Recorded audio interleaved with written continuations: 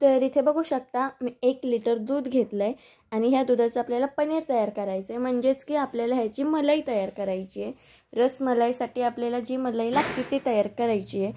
तर इथे मी 1 लिटर दूध गरम करायला ठेवलं आहे आणि हे दूध आपल्याला जास्त गरम करायचं नाही, फक्त एक उकळी येऊन द्यायची आहे, ते पण नाही येऊन द्यायचं, फक्त गरम करायचं आहे। तर ते होईपर्यंत मी इथं विनेगरचे पाणी तयार करते, जेणेकरून आपल्याला ह्याच्याने दूध फोडता येईल। तर इथे मी वाटीमध्ये एक झाकण इथे मी विनेगर घेतलं आहे, तसंच इथं अर्धा कप मी पाणी मिक्स करून घेते। त्याच्यामध्ये पाणी मिक्स केल्याने विनेगर पातळ होतं आणि मलाई जास्त घट्ट होणार नाही, म्हणून असं विनेगर करून घ्यायचं। विनेगर नसेल तर तुम्ही लिंबू देखील वापरू शकता। तर इथे बघू शकता दूध माझं गरम झालेलं आहे, मी उकळी पण येऊन दिलेली नाही आहे, फक्त गरम केलं आहे। आणि इथे मी गॅस बंद करून दूध मस्तपैकी ढवळून घेते, जेणेकरून दुधामधली जी वाफ आहे ती बाहेर पडेल। आणि त्याच्यानंतर लगेच मी 2 मिनिटांनंतर ह्याच्यामध्ये आपण जे विनेगर करून घेतलं होतं ते आपल्याला ह्याच्यामध्ये थोडं थोडं टाकून आपल्याला हे 1 लिटरचं दूध फोडून त्याचं पनीर काढून घ्यायचं आहे, म्हणजेच की मलाई काढून घ्यायची आहे। तर बघू शकता मी ह्याच्यामध्ये थोडं थोडं टाकून दूध ढवळून घेते आहे।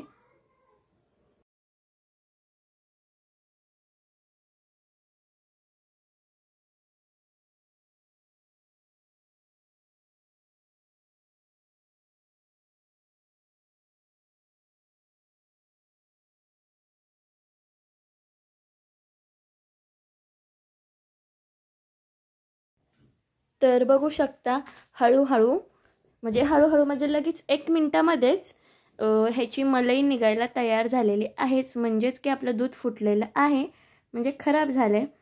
तर आता हे मी साईडला 2 मिनिटासाठी ठेवते थोडंसं थंड करायला। तर बघू शकता मलाई आपली निघलेली आहे।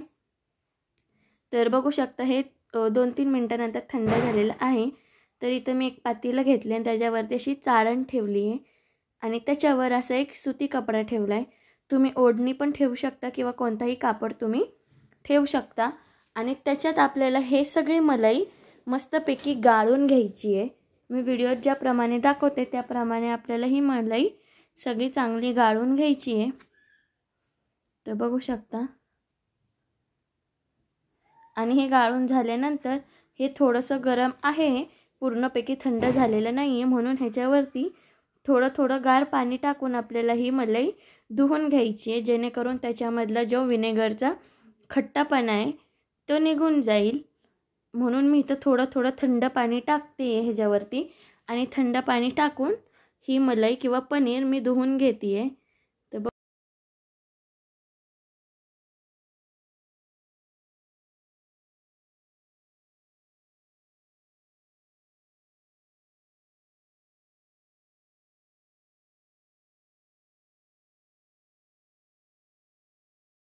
तर इथं मी ही मलाई धुवून घेतलेली आहे आणि ह्या कपड्यामध्ये मी ही मलाई पूर्णपैकी अशी दाबून घेणार आहे, जेणेकरून त्यातलं सगळं पाणी आपल्याला काढून घ्यायचं आहे। मलाई एकदम कोरडी अशी आपल्याला ही करायची आहे, थोडंसुद्धा आपल्याला त्याच्यामध्ये पाणी ठेवायचं नाही आहे।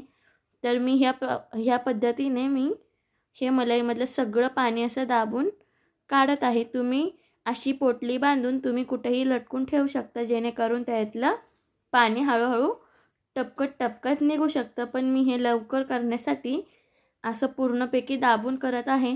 तर ह्याच्यामध्ये मी परत थोडंसं थंड पाणी टाकून अजून एकदा असं पाणी ह्याच्यातलं सगळं काढून घेते आहे।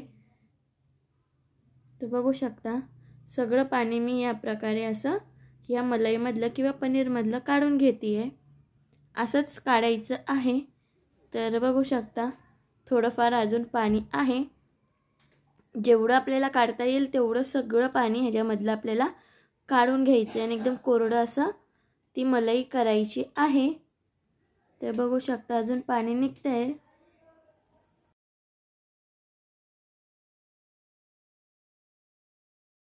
ह्याच्यामधलं सगळं पाणी निघून झालेलं आहे। तर हे मी फ्रीजमध्ये थंड होण्यासाठी ठेवते। तोपर्यंत इथं मी रसमलाईसाठी जो रस लागतो तो तयार करत आहे।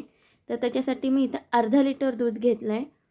1 लिटर दूध मलाईसाठी ठेवलं होतं मगाशी आपण, आणि इथं अर्धा लिटर दूध मी रससाठी घेते, म्हणजे रसमलाईच्या रससाठी इथं दूध घेतलेलं आहे. त्याच्यातच मी 1 वाटी मोठी साखर टाकली आहे आणि ती साखर आपल्याला मस्तपैकी अशी ढवळून घ्यायची आहे. अर्धा लिटर दुधामध्ये मी 1 वाटी साखर टाकली आहे आणि दूध आपल्याला म्हशीचं घ्यायचं आहे. तसंच आता ह्याला थोडी उकळी आलेली आहे. तर उकळी आल्यानंतर मी ह्याच्यामध्ये ड्रायफ्रूट टाकते, म्हणजेच मी इथं बदाम कट करून घेतला आहे, बदाम टाकून घेते. तुमच्याकडे पिस्ता असेल तर तुम्ही पिस्ता देखील टाकू शकता आणि ह्याच्यामध्ये केसर पण टाकतात, पण माझ्याकडे केसर नाही आहे म्हणून मी ह्याच्यामध्ये बदाम टाकले फक्त. आणि थोडासा फूड कलर टाकला आहे, म्हणजे खायचा कलर टाकला आहे मी. एकदम चिमूटभर पण नाही, एकदम त्याच्यापेक्षा कमी किंचितमध्ये असा मी ह्याच्यामध्ये फूड कलर टाकलेला आहे. तर हे तुम्ही टाकू पण शकता किंवा नाही पण टाकल्यानंतर छान थोडासा कलर दिसतो म्हणून मी ह्याच्यामध्ये फूड कलर थोडासा टाकलेला आहे. तर आपल्याला हे पण जास्त घट्ट करायचं नाही आहे, जास्त उकळून घ्यायचं नाही आहे. आपल्याला हे फक्त 10 मिनटं तरी आपल्याला हे उकळून द्यायचं आहे. 10 मिनटानंतर आपल्याला हे गॅस बंद करून फ्रीजमध्ये ठेवायचं आहे. तर हे उकळी येऊन देऊया आपण. हे आपल्याला जास्त घट्ट करायचं नाही आहे. रसमलाईचा रस असा पातळच असतो, जास्त घट्ट नसतो, म्हणून हे फक्त आपल्याला 10 मिनटं दूध आपल्याला शिजून घ्यायचं आहे.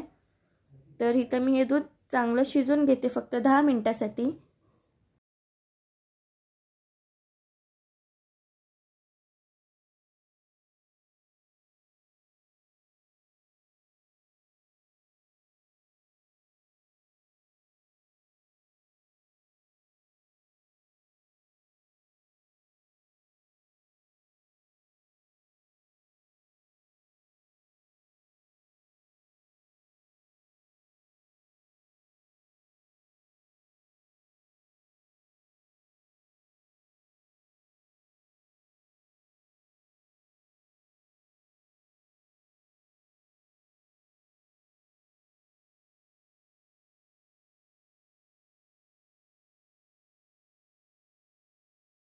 तर बघू शकता इथं दुधाला मस्तपैकी उकळी आलेली आहे.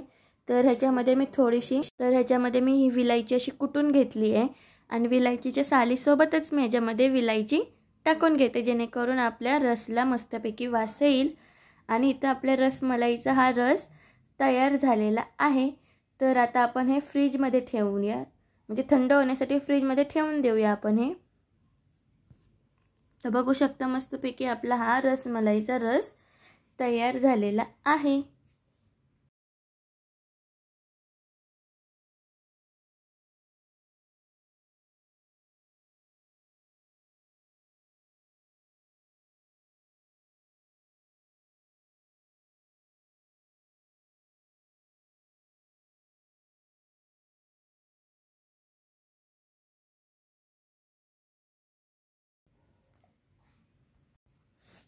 तर इथे बघू शकता आपलं पनीर म्हणजेच आपली मलाई मस्तपैकी थंड पण झालेली आहे. आपलं रस होईपर्यंत मी हे फ्रीजमध्ये ठेवलं होतं आणि हे थंड झालेलं आहे. तर असं मी हे फडक्याचं सगळी मलाई आपली काढून घ्यायची आहे. तर इथे बघू शकता मस्तपैकी आपलं पनीर कोरडं असं झालेलं आहे आणि मस्तपैकी झालेलं सुद्धा आहे. तर इथे बघू शकता मी व्हिडिओ ज्याप्रमाणे दाखवते त्याप्रमाणे आपल्याला ही मलाई म्हणजेच पनीर पूर्णपैकी फोडून घ्यायचं आहे. जोपर्यंत ह्याला थोडंफार तेल सुटत नाही, म्हणजे तूप सुटत नाही, तोपर्यंत आपल्याला हे हाताने असं प्रेस करून मस्तपैकी मिक्स करून घ्यायचं आहे, जेणेकरून आपले रसमलाई म्हणजे जी मलाई आहे आपली रसमलाईमधली ती फुटणार नाही आणि चांगली अशी होईल. म्हणून आपल्याला ही पद्धत करायची आहे. ते पनीर आपल्याला चांगलं असं हाताने प्रेस करून 5 मिनटं तरी आपल्याला फोडायचं आहे. तर जेवढा वेळ तुम्ही हे फोडलं तेवढा वेळ आपली मलाई चांगली बनेल. तर इथे बघू शकता मस्तपैकी मी ही मलाई करून घेते आहे. तर इथं आपली ही मलाई झालेली आहे.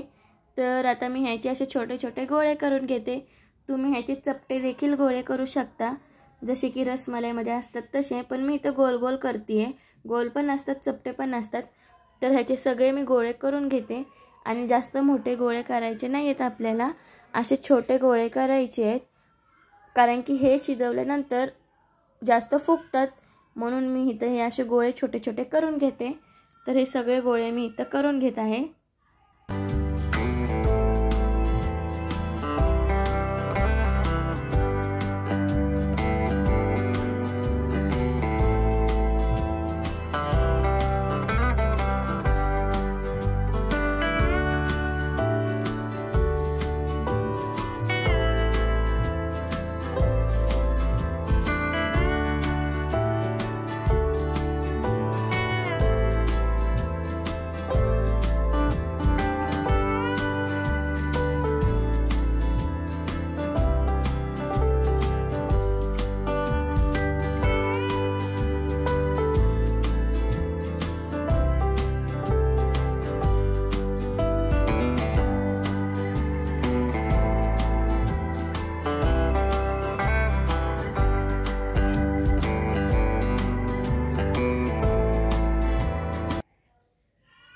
तर बघू शकता इथं माझे गोळे झालेले आहेत आणि ते शिजवण्यासाठी मी इथं कढई घेतली आहे. म्हणजे पसरट भांडं घ्यायचं आहे, जेणेकरून आपली ती मलाई फुगल्यानंतर ना त्याला जागा भेटेल त्याच्यामध्ये, त्या भांड्यामध्ये फुगण्यासाठी. त्याच्यासाठी आपल्याला पसरट भांडं घ्यायचं आहे.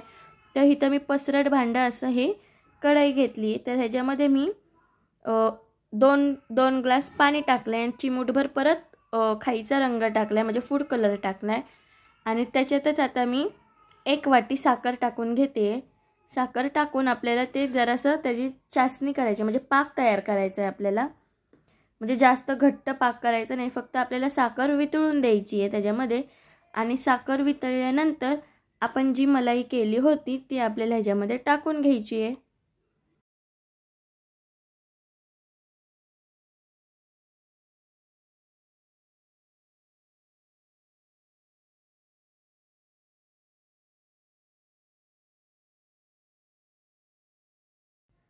तर बघू शकता इथं आपली ही पाक तयार झाला आहे. तर ह्याच्यामध्ये मी मलाईचा एक गोळा टाकून बघून घेते की आपली मलाई फुटते का. तर इथं माझी मलाई फुटलेली नाही आहे, म्हणून मी सगळे मलाईचे गोळे मी ह्याच्यामध्ये टाकून शिजून देते. तर आपल्याला हे मोठ्या गॅसवरती 5 मिनटासाठी आपण हे झाकून शिजून द्यायचं आहे. आणि 5 मिनटामध्ये 2-3 वेळा आपण सारखं उघडून ते बघायचं आहे की आपली मलाई पूर्णपैकी फुगती आहे का किंवा ती फुटली आहे का, म्हणून आपल्याला ते सारखं बघायचं आहे. तर ह्याच्यामध्ये मी सगळी मलाई टाकलेली आहे आणि हे आता मी 5 मिनटासाठी झाकून ठेवणार आहे. 5 मिनटामध्ये आपली मलाई पूर्णपैकी शिजून होईल आणि छान फुगून पण होईल. तर बघू शकता ह्याला उकळी पण आलेली आहे.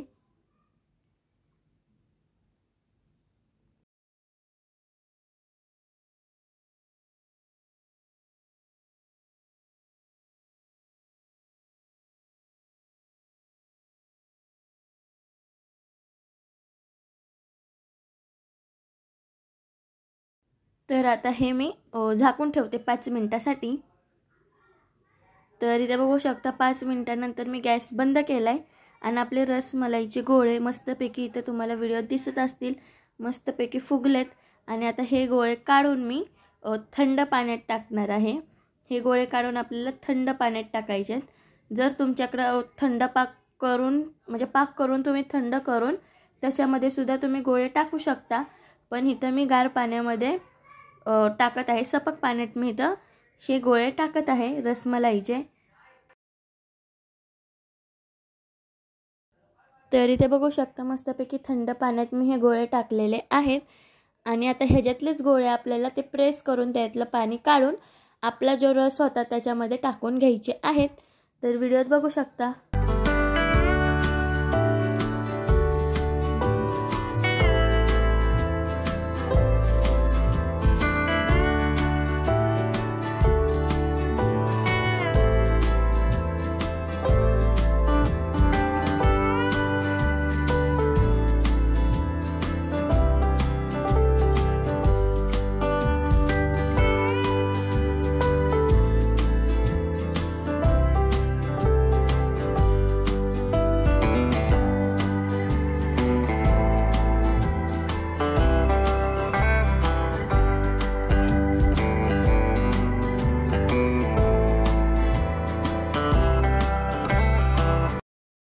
तर बघू शकता माझी रसमलाई तयार झालेली आहे.